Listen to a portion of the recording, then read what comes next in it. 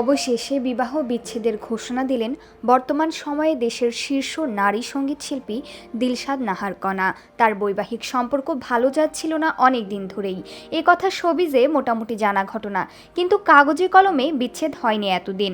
কণা আর তার স্বামী হয়তো শেষ চেষ্টা করে গেছেন সংসার টিকিয়ে রাখার, কিন্তু সেই চেষ্টা আর ফলপ্রসূ হয়নি। দীর্ঘ 6 বছরের বৈবাহিক জীবনের ইতি টানলেন সুপারহিট এই কণ্ঠশিল্পী।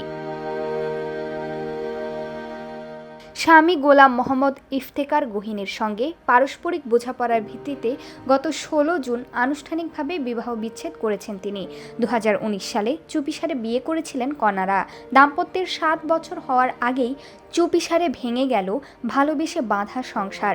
বিচ্ছেদের বিষয়টি নিশ্চিত করে বুধবার 25 জুন সামাজিক যোগাযোগ মাধ্যমে এক আবেগঘন বার্তা দিয়েছেন কণা।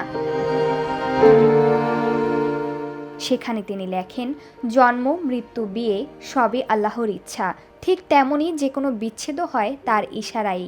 আমি এবং গহিন দীর্ঘ 6 বছরের সংসার জীবনের পর আমাদের পথ আলাদা করার কঠিন সিদ্ধান্ত নিয়েছি। এটি একান্তভাবেই আমাদের পারস্পরিক বোঝাপড়ার ফল।